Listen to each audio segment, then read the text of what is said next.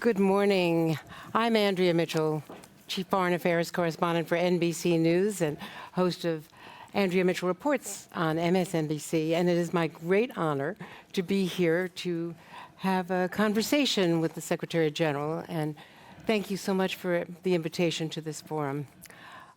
Secretary General, first, congratulations. Thank you so much. On the extension of yet another year. In the middle of a war, I think the world is grateful that you are here to continue to lead this organization. I want to talk to you about the message that you want to send from this meeting, this summit, to Russia. But first, importantly, of course, there is the news that you have announced, that you have persuaded Turkey to accept Sweden's entry into NATO. So tell me, how did you manage to achieve that? What concessions has NATO given, or others given, the US, perhaps, to get President Erdogan, to agree?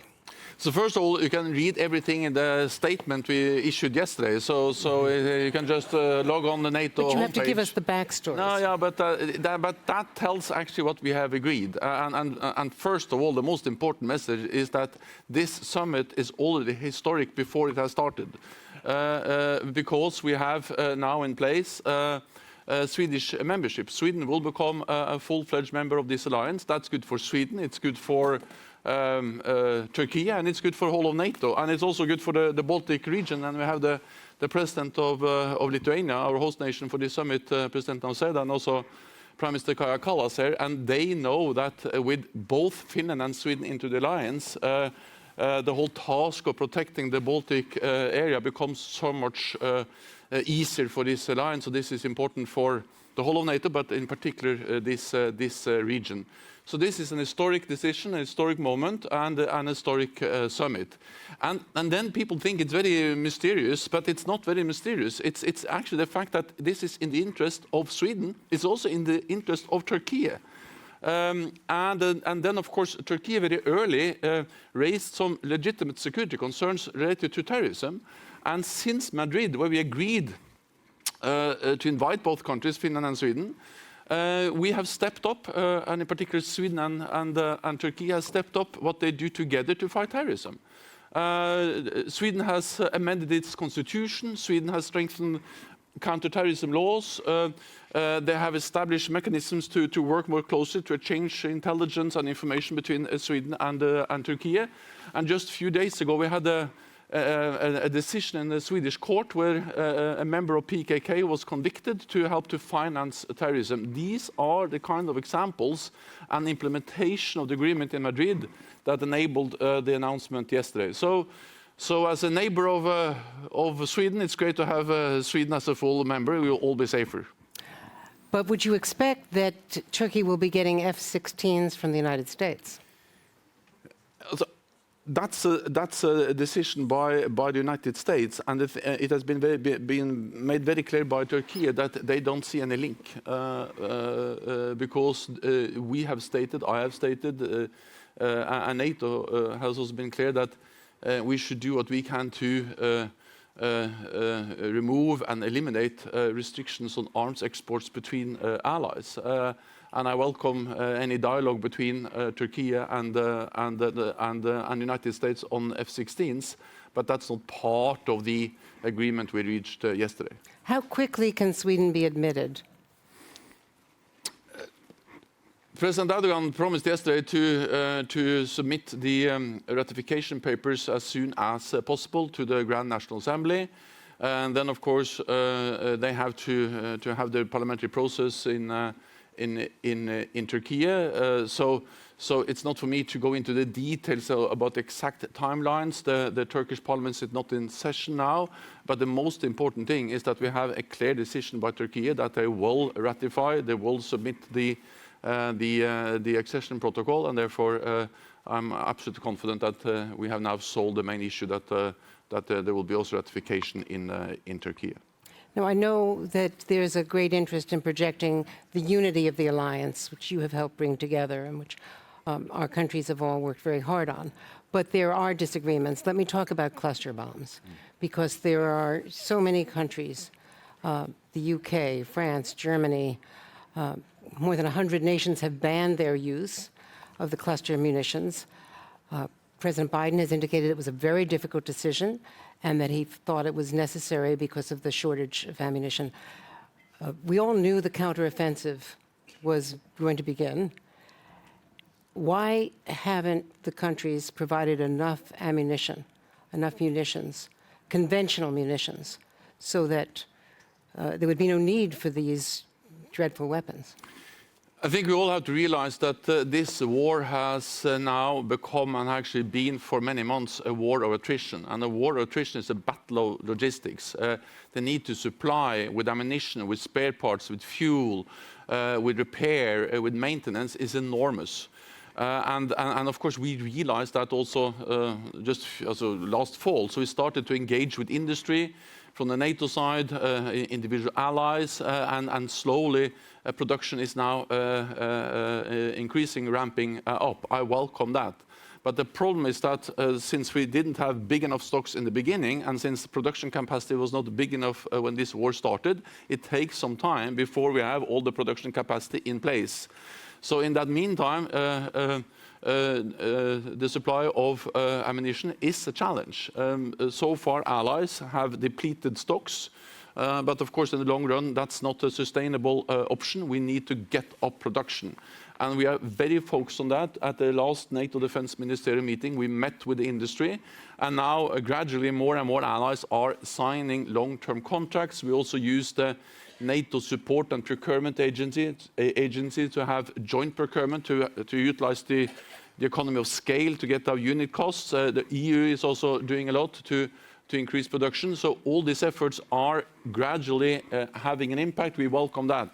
But there remains the fact that at least in the short run, there is a challenge that Ukraine is running low on ammunition, and therefore we need to do whatever we can to supply them with as much ammunition as we can. Then on the specific issue of exactly what kind of ammunition, that's a national decision of each and every ally.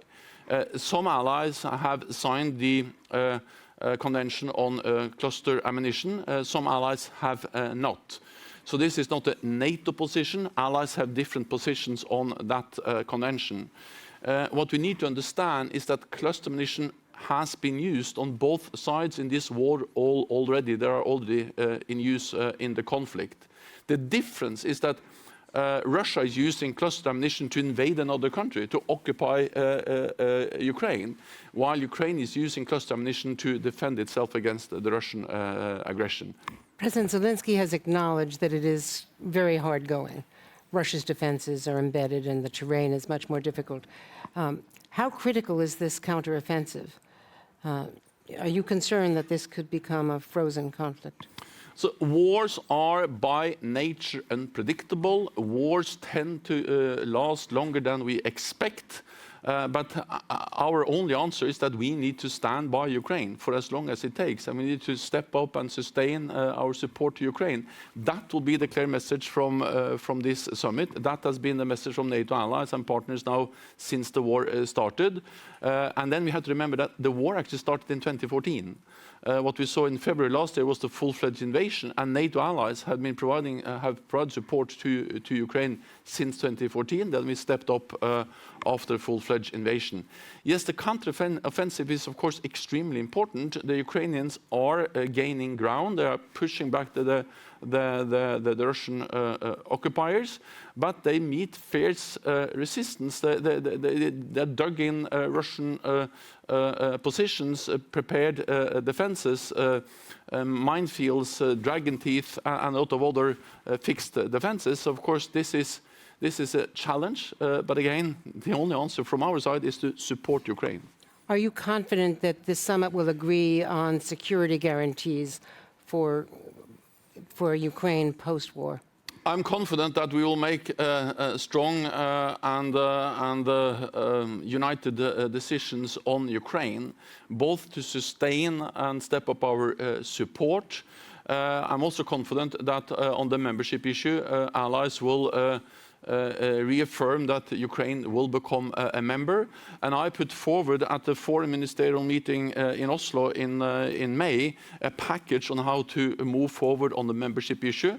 And that was a package of 3 elements. One was to step up practical support, not least to have a multi-year program to ensure that Ukrainian forces become fully interoperable with NATO forces.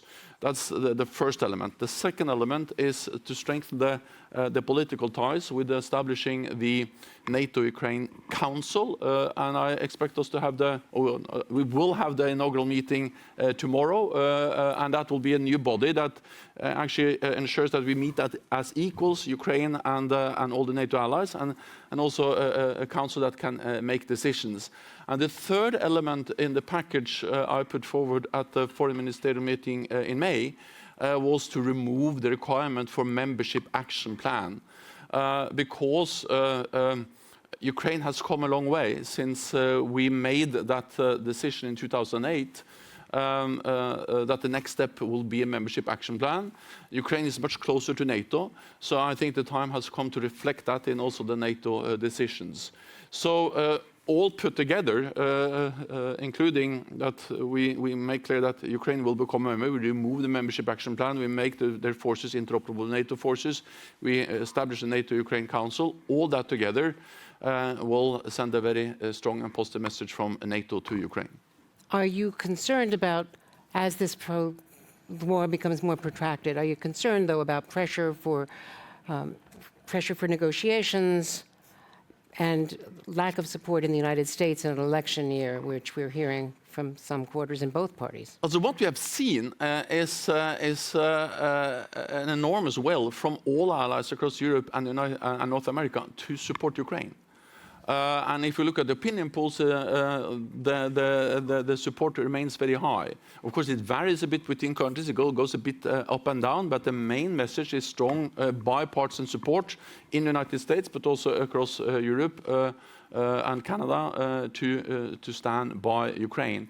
And I think the support for Ukraine is strong, partly because people feel solidarity with Ukraine. It will be a tragedy for Ukraine if President Putin wins.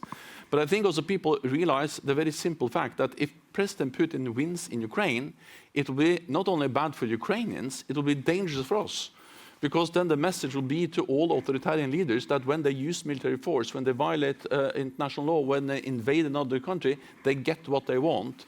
And that will make the world even more dangerous, and we will become more vulnerable. So it's in our security interest to support Ukraine, and that's the reason why I also welcome the very strong support from NATO allies.